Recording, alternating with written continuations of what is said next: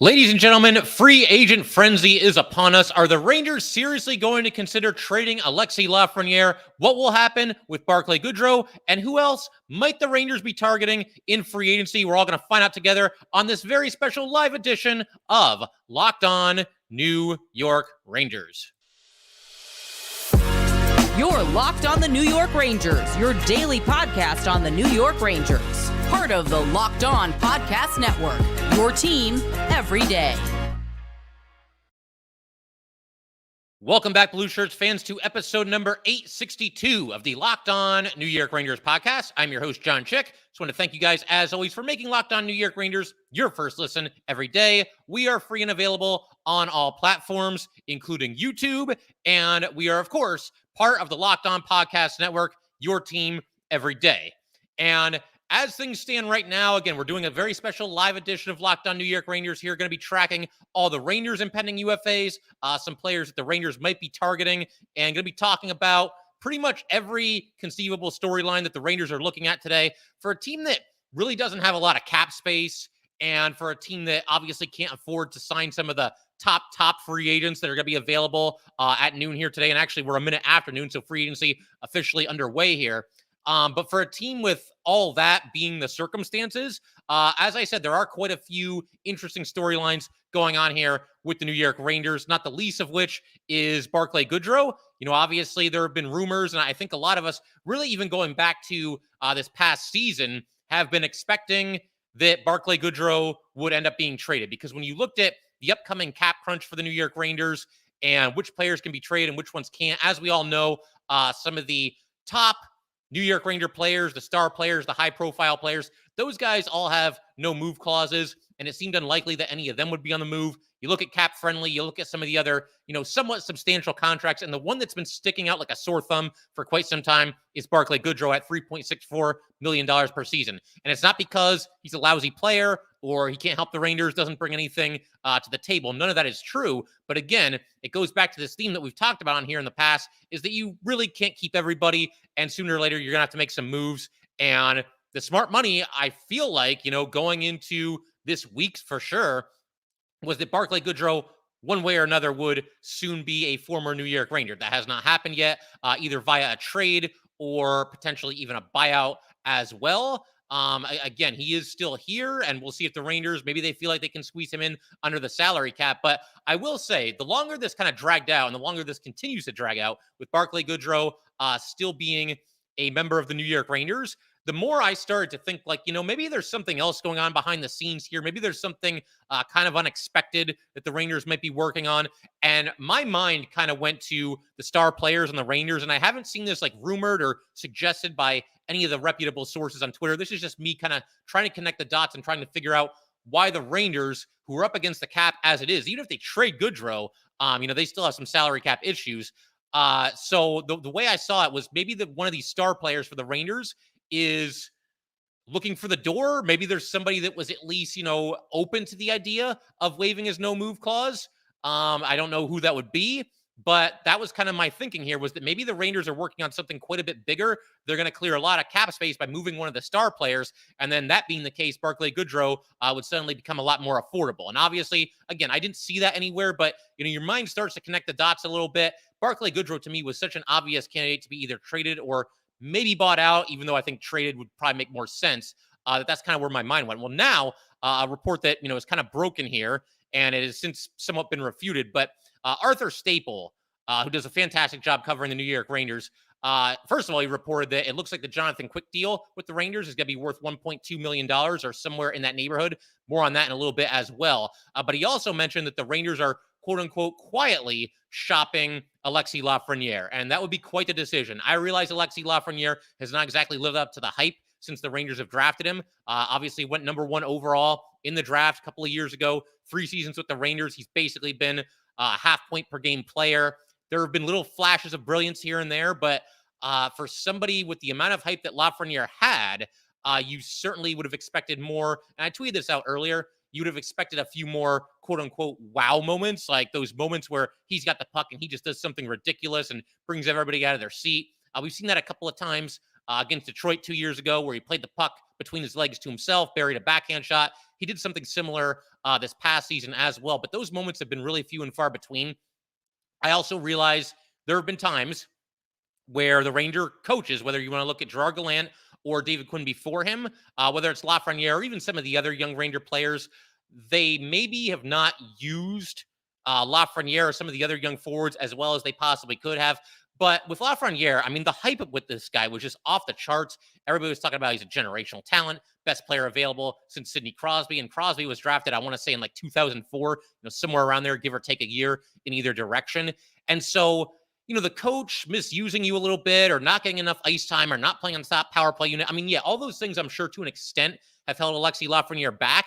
But if the hype about him was real, if he really was the player that pretty much every scout was saying that he was, Lafreniere would have been able to overcome all those things. With that said, he is 21 years old. I feel like it is far, far, far too early to give up on Alexis Lafreniere. Again, there have been flashes here and there. 2 years ago in the playoffs, he, along with his fellow kids on the kid line, did a fantastic job for the Rangers. There were nights where they kind of took over games and were the best line on the ice. There were other nights where maybe they were a little quiet. But obviously, I mean, Alexis Lafreniere is 21 years old. Are you really going to give up on him and trade him for dimes on the dollar? Because, again, if you trade Lafreniere, you're basically selling low on him.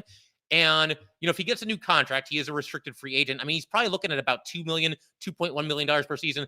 That is less than what Barclay Goodrow makes. And I like Barclay Goodrow. Don't get me wrong. Hardworking player, defensively responsible, great penalty killer, physical, goes out there and gives it his all every single night. Can even play some top 6 minutes if the situation calls for it. I don't think that's an ideal situation for Barclay Goodrow, but he can do it. You're going to go with Barclay Goodrow, who's 30 years old. And all these nice things I'm saying about Goodrow has hit his ceiling. He has hit his peak. He is as good as he's ever going to get in the NHL. And he is a very effective player, a very good player for the Rangers. But you're going to give up Alexis Lafreniere and all that upside. And the fact that, this number 1 overall pick that season just kind of fell into your lap. You had a 1 in 8 chance, even after it was determined that the number 1 pick would go to a team that got eliminated in the qualifying round. You're going to give up on him that early. I just don't see how you can do that. And then there's, every now and then you see people say like, well, he's a cap casualty. A cap casualty, he's barely going to be making anything. And a cap casualty, to me, that applies much more so to somebody like Barclay Goodrow, who, again, a good player, but making just a little bit too much money. And you don't see the upside there, and you just have to move him. It's kind of a necessary evil to keep some other guys that you want to keep. But we'll see how everything shakes out there. I'm not expecting to see any news here that Alexis Lafreniere has been traded or anything like that. If they do, I guess I'll just kind of lose my mind live here on Locked On New York Rangers. So that'll be a lot of fun. You'll at least have that if nothing else good comes out of Alexis Lafreniere being traded. But yeah, I mean, we'll see what the Rangers end up doing here. I've got Twitter open. I've got the NHL Network on mute on the background there. Of course, some of you might be aware of this as well. Twitter has picked a heck of a time here to start acting up. There have been some, it's not just on my end. I checked with my fellow Locked On NHL hosts, and Twitter has been finicky at best. And, it's just not loading all that often. And it's just struggling to work right now, basically. And the timing couldn't be a lot worse. But like I said, we do have NHL Network on in the background. And we're going to keep our eyes on what the Rangers do, what everybody else does. We'll keep our eye on the Ranger UFAs. Does Tyler Motte come back to the team at the 0 hour here? Does he sign somewhere else? Do the Rangers end up flipping a 4th-round pick for Tyler Motte at the trade deadline once again? All that remains to be seen here. But, yeah, NHL free agency officially underway. And in just a second, my preference was to wait until this was officially official, so to speak. It's been rumored heavily that Jonathan Quick, it's pretty much a done deal, it looks like. I guess nothing's ever done until it's officially done. But Kevin Weeks, I believe, was the first one to have this on Twitter yesterday, that Jonathan Quick would be signing with the New York Rangers. And, of course, he's from Connecticut, so maybe it makes sense. He's a veteran. He's 37 years old and has obviously won 3 Stanley Cups. Maybe he wants to come home and play close to his friends and family with the New York Rangers. Obviously, if Quick signs on with the Rangers, he's doing it with the full knowledge that he will be the backup to Igor Shesterkin. But at this point, I get the feeling, I'm sure Jonathan Quick, he's still competitive and everything. One of the best goalies of the last however many years you want to go back. But at this point, given the way his game has slipped in recent years, I would imagine that he's content with being a backup. And if he signs with the Rangers, as has been heavily rumored, then obviously that's going to be the case for Quick. Once he signs with the Rangers, he will be the backup to Igor Shesterkin. We're going to keep talking about everything having to do with Ranger free agency in just a second here. We're going to talk about Jonathan Quick in a little bit more detail and obviously keep our eye on anything else that the Rangers do here today. If Twitter wants to start working, that would be absolutely fantastic. We're going to get to all that good stuff in just a second. But first, we got to let everybody know. Today's episode of Locked On New York Rangers is brought to you by FanDuel. Take your first swing at betting MLB on FanDuel and get 10 times your first bet amount in bonus bets up to $200. That's right. Just bet $20 and you'll land $200 in bonus bets, win or lose. That's $200 you can spend betting everything from the money line to the over-under to who you think is going to hit the first home run. All on an app that is safe, secure, and super easy to use. Plus, when you win, you can get paid instantly. There's no better place to bet on MLB than FanDuel, America's #1 sportsbook. So sign up today and visit FanDuel.com/lockedon to get up to $200 in bonus bets. That's FanDuel.com/lockedon. FanDuel, the official partner of Major League Baseball. All right, we just want to go ahead and thank everybody, as always, for making Locked On New York Rangers your first listen every day. We are free and available on all platforms, including YouTube. And yeah, just kind of keeping our eye on everything happening in free agency right now. Obviously, we're going to spend most of our focus on the Rangers, but I am seeing a tweet here from Elliot Friedman. Ryan O'Reilly, one of the bigger names available at, the 0 hour here for free agency. He's going to be going to Nashville. No terms have been announced yet. Nice that Twitter decided to start working. Something else that you guys are going to find very interesting is that Blake Wheeler, this is according to a quote from Darren Dreger, and I'll just go ahead and read this word for word here. Blake Wheeler continues to nail down his options, hearing the New York Rangers are a strong contender at this point.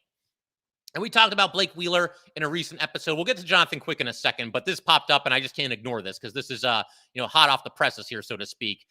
Blake Wheeler, there are some red flags. Obviously, he's getting a little bit older. He's going to turn 37 next month, so he'll be 37 before the season starts. He is a little bit older, was bought out of his contract by the Winnipeg Jets. He used to be the Jets captain. A little fun fact about Blake Wheeler, he is the last active Atlanta Thrasher to be playing in the NHL. He played for them for half a season, and then obviously has stayed with the Jets in all the years since. But he was stripped of his captaincy this past season, and it's been rumored that, for a long time, really, that the Jets have one of the more dysfunctional or quote-unquote toxic locker rooms in the NHL. I'm not so sure how much of a part of that he was, but obviously it's something that kind of makes your eyebrows go up a little bit. The thing with Blake Wheeler, there's some risk here, obviously, due to his age, but, he is still a pretty productive player, or at least he was as recently as last season. I'm going to go ahead and pull up his hockey reference page here, and we'll kind of just go over his stats together. He's obviously had a very, very nice career for himself. Has played 1,118 games, 312 goals, 610 assists, 922 points, plus 65 overall. And then this past season, I think a lot of people have interest there. It's like, how is he holding up? His age 36 season that just concluded. How did he do? He did pretty well. 72 games played, which was actually his most of any of the past 4 seasons. And I realize, some of those seasons didn't go 82 games because of COVID and everything. But nevertheless, 72 games played this past year for Blake Wheeler, still the most that he's played in any of the last 4 seasons. 72 games, 16 goals, 39 assists. So 55 points in 72 games. He was a -3 overall last season, averaged what looks to be almost a career low of 17 minutes and 3 seconds of ice time per night. He hadn't had that low in a long time. The last time his time on the ice was that low was 2010, 2011. So obviously it's been a long time. Blocked 35 shots, dished out 54 hits, and 45 takeaways against 27 giveaways. The nice thing about Blake Wheeler, he doesn't really rack up hits the way that some of the more ferocious hitters do in this league, but he is a big guy, a big bodied kind of player, can go into the corners, win some board battles, do all those kinds of things. He's somebody that could work pretty well with Artemi Panarin, I think. There is a little bit of redundancy there because I think both of them are kind of pass first players, but Wheeler can shoot it a little bit.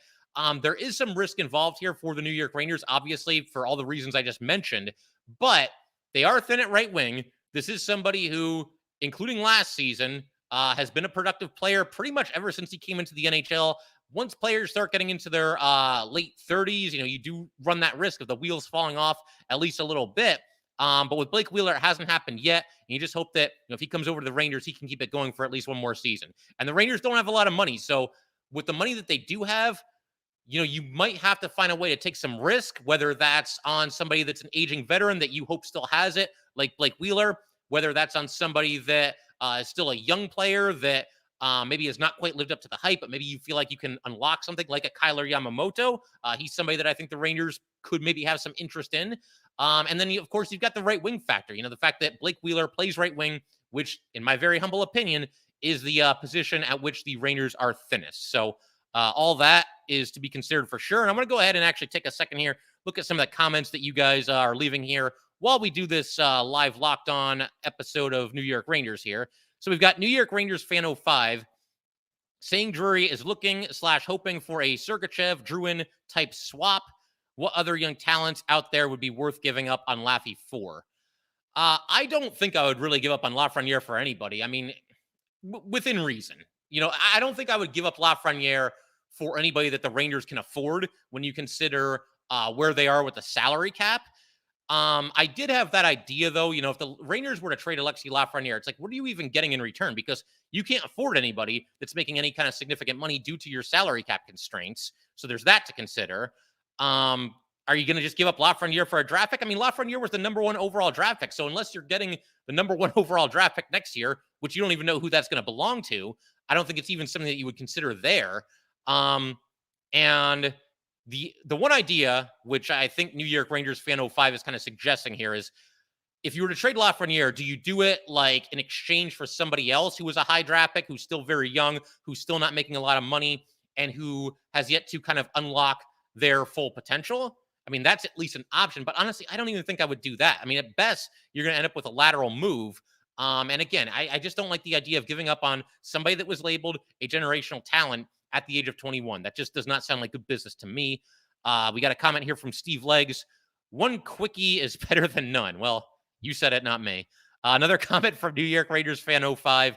Think Wheeler would be a nice add at the right price despite his age. And yeah, we were just talking about Blake Wheeler. I would have to agree. I mean, again, you're not going to find the perfect bona fide like superstar free agent if you're the New York Rangers right now, the guy that comes in and checks every single box, and the guy that's like a high price free agent. Like the Rangers are not going to sign somebody for like 7 years at like $6 or $8 million a season, today, because they just don't have the cap space to be able to do that. So you're going to have to dig a little bit deeper, play a little bit of money puck, and Blake Wheeler, they wouldn't have been able to afford Blake Wheeler, based on what he'd been making in the past. But the fact that he is a little bit older, maybe he'll sign for a little bit less. And something else that's kind of interesting, and there was a player agent that mentioned this. It seems like there could be a decent amount of NHL free agents that end up taking 1-year deals this year. And the thought there is that the NHL salary cap did not go up by much, obviously from last year to this year. But for next year, it's expected to take a little bit of a jump. And so players that sign 1-year deals, they'll be free agents again next offseason. And teams will be able to spend a little bit more money, afford a little bit more, as far as, average annual value for that player. So that could make some sense. And with Blake Wheeler, I mean, I don't know. Is he somebody that's going to hold out for a 2-year deal? How much does he want to go to the Rangers? What other teams are in on him? That's going to be very, very interesting to keep track of as we roll on here with today's live episode of Locked On New York Rangers. And thank you guys, as always, for tuning in and checking out the show here. We got a comment here from Kill Gill. Must be a Trouba train connection with Wheels. Yeah, I've heard the two of them are pretty close. Obviously, Trouba used to play for Winnipeg, so maybe, I don't know. Did Drury talk to Trouba about this? Can he still go? Do you think he'd fit in here? It's possible. Trouba is the captain, so I like to think that, obviously, Trouba's not going to be playing the role of GM, but I like to think that Drury would at least keep the lines of communication open and maybe pick Trouba's brain on Blake Wheeler and what kind of player is he? Will he fit in this locker room? Will he play a role that we need him to play for this upcoming season, et cetera, et cetera. Another comment here from Steve Leggs. It looks like he's copying and pasting something here from Larry Brooks. Rangers are in the mix for Wheeler per source. Presumably would be 1 year over 35 with bonuses, would add another 30-something to a veteran top 6 filled. Yeah, again, I think Wheeler does make some sense for this team. So, yeah, we'll go back to the comments in a little bit here. Actually going to take just a quick, brief break here, but I do want to talk a little bit about the Rangers bringing Jonathan Quick, or what it seems like they're going to be bringing in Jonathan Quick. I don't think, again, that it's officially official yet, but it's been heavily rumored by a lot of reputable sources. So unless everything just completely falls apart at the 0 hour, sounds like Jonathan Quick will be the backup goalie for the Rangers for this upcoming season. So we will talk about that in just a second.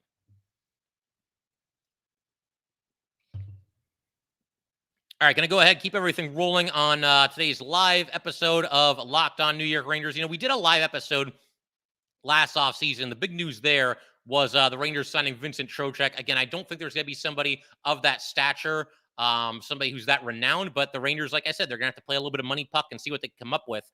For right now, I figure we might as well go ahead and talk about Jonathan Quick, because it does sound like, you know, he's going to be the guy, you know, to back up Igor Shesterkin this upcoming season. And there's been a lot of debate here, obviously. You know, you think Jonathan Quick and you think about him being a superstar goalie for the Los Angeles Kings.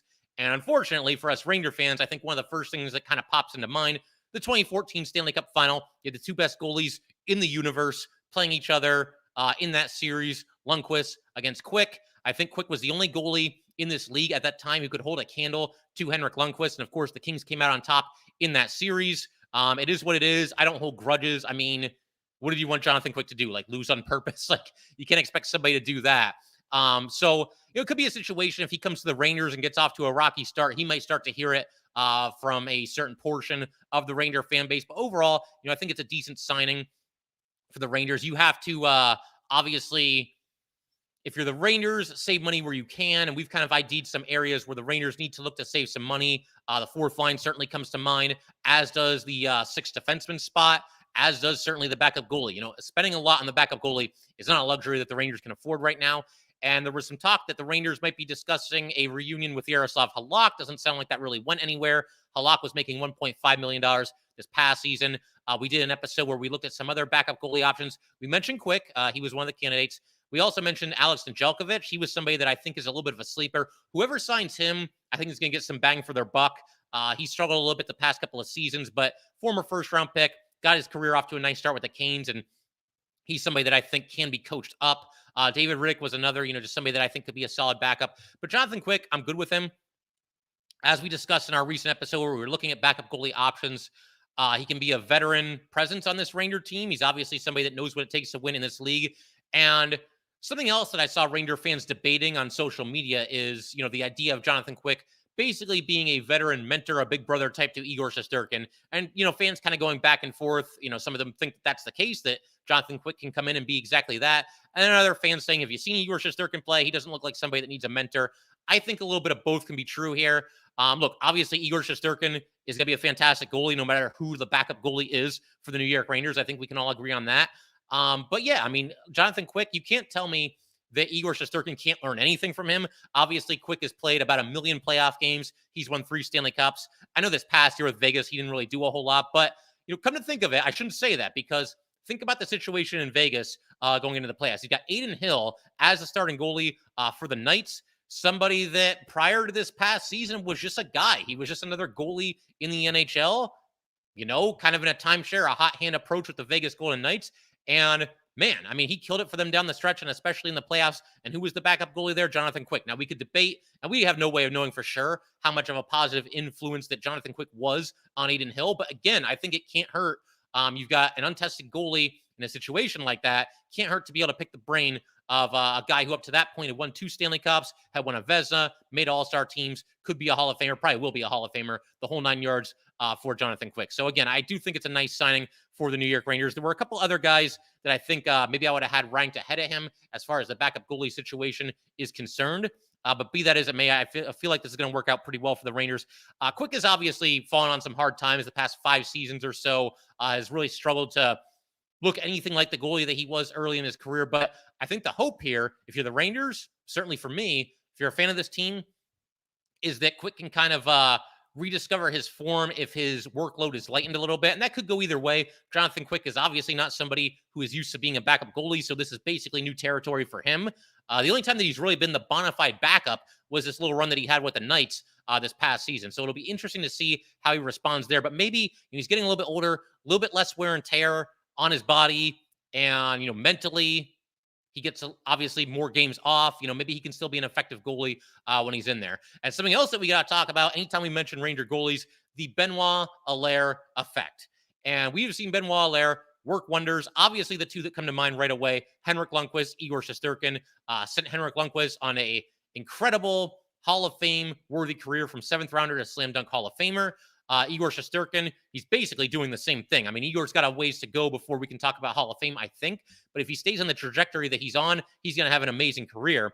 And, Igor himself, just a 4th rounder, a lot of goalies taken ahead of him. And look at what Benoit Allaire has done with him. We can extend that to guys like Cam Talbot, Antti Ranta, maybe not superstar, otherworldly type goalies, but very good goalies who have had very nice careers for themselves. And Benoit Allaire worked with both of them. Benoit Allaire, with the possible exception of maybe Jaroslav Halak, has never really been in a situation like this with a goalie where he's looking to essentially fix a veteran goalie. And with Jonathan Quick, I mean, again, this guy, one of the most talented goalies that we've seen in this generation of hockey. And Benoit Allaire has a project on his hands here. Benoit Allaire probably looks at this like a challenge. Like, yeah, I'm going to go ahead and I'm going to take this Hall of Fame goalie. He's been struggling lately. I'll find a way to make it work with him. I'll find a way to reach him. And he's going to go back to being, I mean, obviously not prime Jonathan Quick. I think that's pretty obvious. But a really strong goalie and a really solid backup for the New York Rangers. So, yeah, definitely I'm good with the Jonathan Quick signing. The only thing that gives me a little bit of pause is that it seems like the rumor is that he's going to be making $1.2 million, which does not sound like a lot. Really is not a lot. But again, with the Rangers right now, every dollar counts. I cannot emphasize that enough. The fact, again, that Barclay Goodrow is still here, that makes that even more true. The Rangers are so tight up against the salary cap that I don't want them to spend a dime more than they have to on the backup goalie. And, with Quick, I think the smart money when we were hearing about him going to the Rangers was that he would basically sign for the minimum or close to the minimum. And since he's 35 or older, the Rangers can give him an incentive-laden contract and give him incentives that are easy to hit. He hits those incentives, he gets more money, and that money would not count against the salary cap for the Rangers. So that would be a situation where everybody wins. But if these rumors are to be believed, and again, these are coming from reputable sources, it looks like he might be making about $1.2 million this upcoming season. So, yeah, we'll see. I mean, everything's just kind of, falling into place right now. We're seeing who's going to sign with who. We have a tweet from David Pagnotta here. As of yesterday, contract talks with K'Andre Miller and the New York Rangers were fairly quiet as the Rangers try to fill other holes on the roster. They're adding Quick, and they want a mid-9 forward. I don't know what a mid-9 forward is. I guess that's basically a fancy way of saying the third line. I'm not really sure, but we'll keep an eye on that. Something's going to happen. The fact that Barclay Goodrow still hasn't been traded, I hope that does not mean that Alexis Lafreniere is getting dealt or that K'Andre Miller is going to get dealt. If I have to pick between any of those players I just mentioned, one of them getting traded, I'm looking for it to be Barclay Goodrow, more so than either K'Andre Miller or Alexis Lafreniere, who have more upside, certainly than Barclay Goodrow at this point in their respective careers. So I'm going to go ahead and check out a couple more of these comments here. I don't know really where it left off. I mean, I think we're right around here. Yeah. So Easy Dups here. Laffy for Bedard is all I would be cool with, and that has zero chance of happening. Yeah, that won't happen. Sorry. Tim Bradley says, Lafreniere or Miller, if it came down to it, who do you pick? I got to go with Alexis Lafreniere. I just think the upside is a little bit higher, and even without K'Andre Miller, I think the Rangers are still in a pretty good spot with their defensemen. I mean, the pipeline is getting a little bit thin, but if you trade K'Andre Miller, then you kind of are keeping your fingers crossed that everything works out, certainly with Zach Jones, maybe with somebody like Matthew Robertson as well. And if you trade K'Andre Miller, you're probably then going to go out in free agency and sign somebody for, pretty close to the minimum, somebody that can come in and just be a stopgap for a season or two at the most. But yeah, with Lafreniere's upside, I think it's more than K'Andre Miller. And I think if it came right down to it, if I had to trade one of them or the other, I would trade K'Andre Miller and hang on to Alexis Lafreniere. Again, I don't think it's good business to sell about as low as possible on Alexis Lafreniere. Don't like that idea at all. Simon S. here. I'm sorry, I'm going to butcher that pronunciation if I even try. Other than the right wing role, don't we need more of a true checking line or grit to add to our star power up on the top lines? Yeah, I mean, in a perfect world, I think the Rangers could go out and get a player like that. I mean, you're going to have to find what I would call cheap grit if you want to go that route. I think Blake Wheeler qualifies a little bit. Again, he's not somebody that really racks up a ton of hits, but there is certainly a physical aspect to his game. And, if he holds up at the age of 37, I think he could be a solid fit for a role such as that. We've got New York Ranger fan 05. I don't want a trade. I don't want any Laffy trade either. Was just thinking if that's the type of swap Drury is looking for, what other young talents there could be even close to value for Laffy. Yeah, we already talked about this. And again, I would not be looking to trade Lafreniere for pretty much anything. Let's see, something else that we want to talk about here. Simon said, this is an interesting one. So Simon says, I'd take Quick over Halak any day of the week. Brings more experience with his 3 cups that you can't beat. And yeah, I agree. Everything else being equal, I don't think it's ever really a bad thing to have somebody that's done some winning. And obviously, in Quick's case, been one of the driving forces for the first 2 Stanley Cups that he won. You take away Jonathan Quick from those Kings teams, I don't think they end up winning the Stanley Cup. Certainly in 2012, they were an 8 seed that year. He pretty much just took the team on his back and took them to the Stanley Cup. So I'm going to trust you, Dimitri, because I see a comment here from Dimitri that says, Wheeler to the Rangers confirmed Vince Mercogliano tweet. So let me go ahead and we'll pull up Vince Mercogliano here. We got to get Vince back on the show, by the way. It's been way too long there. But let me go ahead and pull up his Twitter page here. And Twitter, oh my God, classic Twitter not working when you really need it. What are you going to do? All right, well, Dimitri, look, man, I'm gonna trust you. If anybody sees or is able to see, if anybody's Twitter is functioning correctly, then let me know what the terms are, the length, the amount of money. And I am seeing some comments here. They're actually just flowing in right now from Dimitri, as well as Dot Connector here. Blake Wheeler, 1 year, $800K plus up to $300K in bonuses. Well, if that's true, if that really is the amount that Blake Wheeler is being signed for, then hell yeah. I really like that a lot.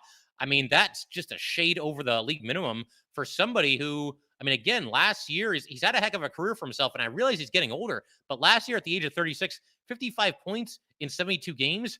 You have obviously a position of need here at right wing for the Rangers. You need to find a way to fill this, and you have to get creative. Again, they're not going to sign some superstar player to come in for 7 years and play in a top 6 role at right wing. So you got to find a way to do this. If they really got Blake Wheeler at just $800K and 1 year, that's a heck of a job by Chris Drury. And I realize Drury's come under some fire from some Ranger fans at times. He's gotten mixed reviews from Ranger fans, to say the least.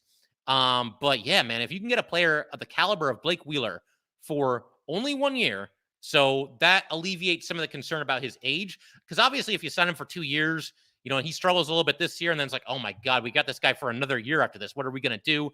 That wouldn't be ideal.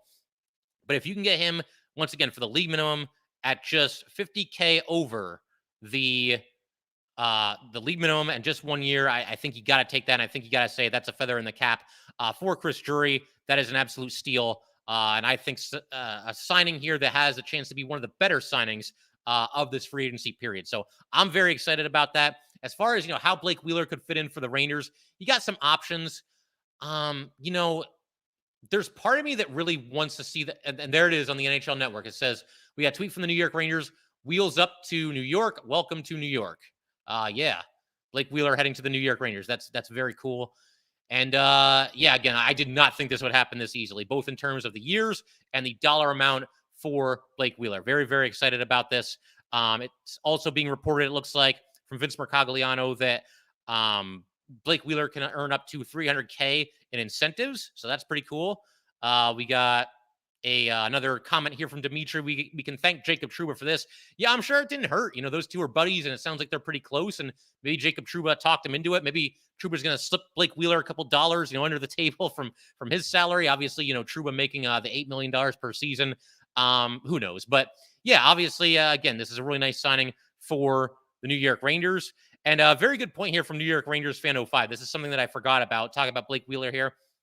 Wheeler also getting paid almost $5 million by Winnipeg, helps keep those after buyouts contracts low, hoping that is what would happen here. And yeah, Blake Wheeler he's been bought out by the Jets, so obviously he's still getting some of the money that he was owed there. So maybe that's part of the reason why he was so willing to take just 1 year at such a low amount. And, Blake Wheeler is somebody that's been in this league for a long time. He's played just about his whole career with the Jets. I want to say the Bruins were the team that drafted him, or he was at least, I know for sure he made his NHL debut with the Bruins. Was only there for 2.5 years, traded to Atlanta. Look, Blake Wheeler has not won a Stanley Cup. And to put it mildly, he's running out of chances. He's 37 years old. I don't know how much longer he wants to play in this league or how much longer he can play in this league, but I'm sure that one of the priorities for him, he's made his money. He's made a lot of money. I'm sure one of the priorities for him was going to a contender somewhere where, maybe he's got at least a couple of friends on the team and Jacob Trouba will qualify, and somewhere where he feels that he's got, a very, very good chance of winning the Stanley Cup. And I think that the Rangers pretty much check all those boxes. With the Rangers, another thing that is nice for Blake Wheeler that might be important to him, it certainly looks like he will have every chance to claim a top 6 role for himself. Again, the Rangers very, very thin at right wing. And, obviously he'll have every opportunity to carve out a top 6 role for himself. And I don't think there's going to be too many Ranger fans that are going to be upset about that. Now, Ranger fans could get upset if Blake Wheeler comes in and does not produce and he's still blocking the path for Kakko or Lafreniere or Hoffman or whoever it might be. But for the time being, if you're a Ranger fan, I don't see any way, even if you feel like Blake Wheeler's over the hill and he's going to be a shell of what he used to be and the Rangers need to turn the top 6 over to some of the young guys, I don't see how anybody can be upset about this. You just got a guy who's had an awesome career, who was not too far away from a point per game. I guess about 3/4 of a point per game player last year on a bad Jets team. Keep that in mind too. The Jets obviously, they made the playoffs, but they got smoked by the Knights in the first round. So they really weren't that good of a team. Going to a far better team with the Rangers. I don't see how anybody can be upset about this signing. I think it's a really nice one for Chris Drury. I'm also seeing, and a couple of you have pointed this out in the chat as well, including Kieran Bohannon, as well as Dot Connector here.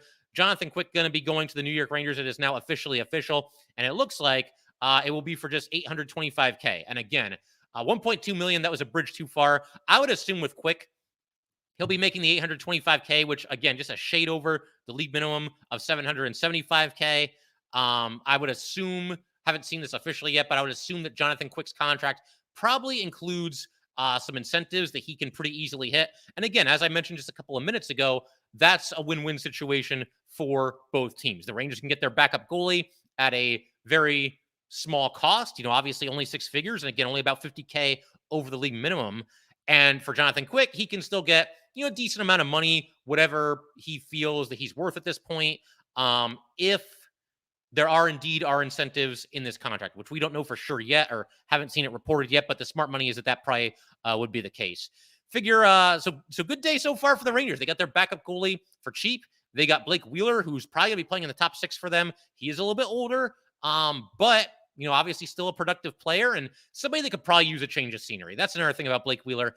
It had just gone stale with that core of players with the Jets over these past couple of seasons. He lost his captaincy, and obviously that creates a little bit of an awkward situation. He probably was ready to leave and was probably somewhat relieved when he was bought out from his contract. And now obviously taking a very, very, very team-friendly deal with the New York Rangers. Very clearly, Blake Wheeler wanted to play for the Rangers, put all ego aside and, I'm worth this much money or that much money. I have to imagine Blake Wheeler could have gotten more money from somebody else on the open market. So if Blake Wheeler gets off to a little bit of a slow start with the Rangers, which hopefully does not happen, but if it does, let's all give him a little bit of a break. Let's let him get acclimated to his new surroundings. Let's let him get used to the idea of playing with any team other than the Winnipeg Jets for the first time in more than a decade. And let's give him a chance to find his game, because he's already done us a huge favor. He took a huge discount, it would seem, to play with the New York Rangers. If I'm not mistaken, his last contract was paying him about $5 million or so. I'll go ahead and try to bring that up on Cap Friendly here for you guys. Let's see if they have this updated with Blake Wheeler. Oh my God, they are good. Cap Friendly, they are very good. They already have Blake Wheeler on the New York Ranger roster for $800K, and of course he will be a UFA after the season. The Rangers can cross that bridge when they get to it if they want to bring him back or not. But yeah, let's see what his last salary paid him exactly. Wow, so that's way more than I realized. Blake Wheeler is coming off of a contract that paid him $8.25 million per season for 5 years for a total value of $41,250,000. So again, Blake Wheeler's made his money, and I can only assume here that this is somewhere he really wants to go with the Rangers. He wants to chase the Stanley Cup. Him and Trouba are pretty tight. He probably wants to play with him again as well. And again, a chance to be in the top 6. I think this is an awesome move. The more I talk about it, the more excited that I get about it. I think it's a fantastic move for the Rangers. We'll keep this thing going for another couple of minutes here. We've already gone over kind of the 30-minute threshold here, but that's okay. I'm having a lot of fun interacting with you guys in the chat here, and we'll see if the Rangers do anything else. If they don't, then obviously, I'll keep my eye on free agency and everything. And we'll go ahead and, end today's episode. But then obviously in our next episode, we'll talk more about Wheeler, maybe talk a little bit more about Quick, and we'll talk about any other signings that the Rangers make. I think that, with Blake Wheeler and Jonathan Quick, those are probably the two biggest names that you're going to see the Rangers sign. But wow, what a coup this would be for Drury if you can sign. I mean, with obviously they were going to try to save money on their backup goalie, but to sign a caliber of Blake Wheeler and then also hold on to Barclay Goodrow and hopefully re-sign Alexis Lafreniere and Keandre Miller. If you can pull out all those things, I mean, that's an A+ for Chris Drury for this free agency signing period here. But we'll see what comes to fruition there. I'm still not convinced that Barclay Goodrow won't be traded, but it hasn't happened yet. And you would think that the most likely window to do that would have been this past week, but we'll see. I'm going to go ahead and go on Twitter here one more time. It's weird because, I don't know if this is happening for you guys as well. I know it's happening for at least some people, and there's a hashtag that's trending right now that is hashtag Twitter down. But, the main feed seems to be working okay for me. But anytime I click on, somebody's, personal Twitter page, whether it's Vince Mercogliano or Arthur Staple or whoever it might be, it doesn't seem to want to work. So I don't know if that's happening for you guys as well. All right, so I'm going to be completely honest here. The Rangers, it looks like, per Renal Lovoy, I'm probably butchering the name of that pronunciation, but that's okay. It looks like the Rangers are signing somebody who, I'm going to be very honest here, I have not heard of this player. Alex Belzile, Belzile. He is signing with the New York Rangers. Let's go ahead and look him up because I got to be honest, I don't know much about this player. I would imagine that this is probably for about the league minimum or maybe just a shade there over, but I'm going to go ahead and just copy and paste him into Hockey Reference here. Okay, so 31 years old. Okay, so this is why I haven't heard of him. 31 years old. He is first of all, a forward, shoots righty, 6'0", 196 pounds. The reason I have not heard of this individual, again, Alex Belzile, he's only played 44 career NHL games, although 31 of them were this past season.